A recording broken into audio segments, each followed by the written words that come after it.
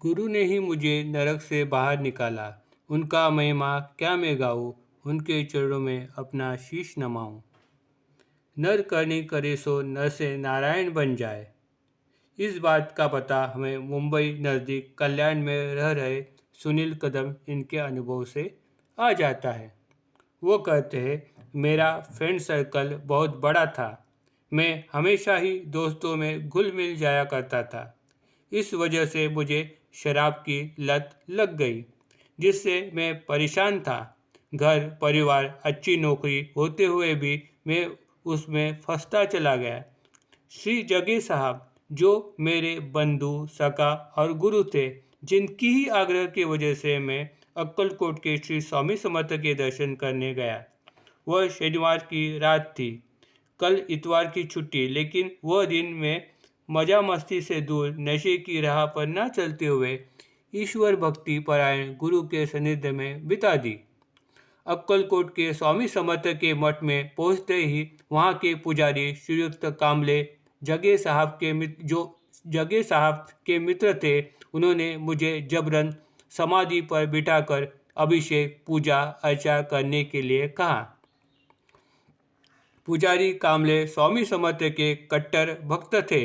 उन्होंने मुझे स्वामी समर्थ के भक्तों के ऊपर हुई कृपा तथा उनके अनेकों चमत्कार के किस्से कहानियाँ सुनाई, लेकिन मेरा अश्रद्धालु मन उसे मानने के लिए तैयार नहीं हो रहा था। उन्होंने मुझे यकीन दिलाया कि तुम्हें भी उनकी कृपा का अनुभव जल्दी आ जाएगा। फिर 7 दिन की ही बात है।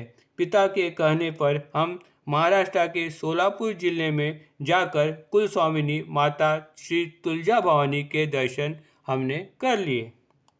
तब मेरे मन में यह ख्याल आया, अगर यहाँ तक आए ही है तो क्यों न हम नज़दीक श्री दत्त के पवित्र क्षेत्र गाणगापुर और वहाँ से नज़दीक अक्कलकोट जाकर स्वामी समर्थ के दर्शन कर ले। ये विचार मेरे मन में आ गया।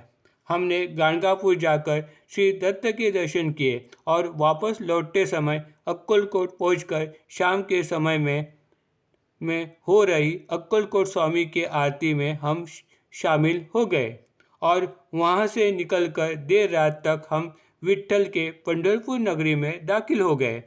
चमत्कार की बात तो यह है कि मैं गए इतवार को भी स्वामी समर्थ के अक्कलकोट में था।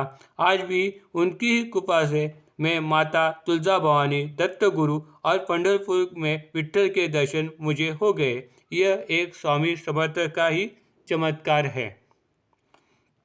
मेरे मन और विचारों पर आध्यात्मिक विचारों के संस्कार स्वामी समर्थ के वजह से होने लगे थे और मैं भाविक भक्ति की तरफ बढ़ चुका था। पंढरपुर में माँ चंद्रभागा नदी के पवित्र जल में स्नान करके वहाँ के संत साधुओं का कृपा आशीर्वाद मैं ले रहा था।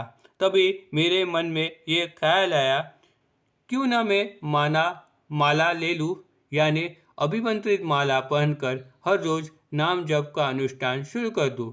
लेकिन इसमें कठोर नियमों का पालन करना पड़ता है। इस वजह से घर वालों ने इस बात पर विरोध जताया।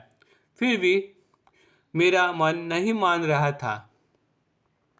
एक अद्भुत शक्ति मुझे आध्यात्म की राह पर चलने के लिए प्रोत्साहित कर रही थी। मैंने बाजार से एक माला खरीद ली और नामदेव महाराज की समाधि की ओर मैं चल पड़ा। तब मुझे साधु के दर्शन हो गए। मैंने उनके चरणों के स्पर्श करके कहा, बाबा मुझे माला लेनी है, लेकिन घर वाले इस बात पर विरोध कर रहे हैं। आप ही मुझे राह दिखाए। उन्होंने मेरा धीरज बढ़ाते हुए कहा, बेटा तुम बिल्कुल सही सोच रहे हो। राह में मुश्किलें बहुत ही आएंगी, लेकिन तुम डरना नहीं। इस बात को अब 3 साल हो गए जब से मैंने माला जब शुरू किया। तब से घर में सुख शांति आ गई। मैंने शराब छोड़ दी और भक्ति में डूब गया। इसे मैं स्वामी सत्य महाराज की ही कृपा मानता हूँ। Om Sai Ram. Please like and subscribe my channel.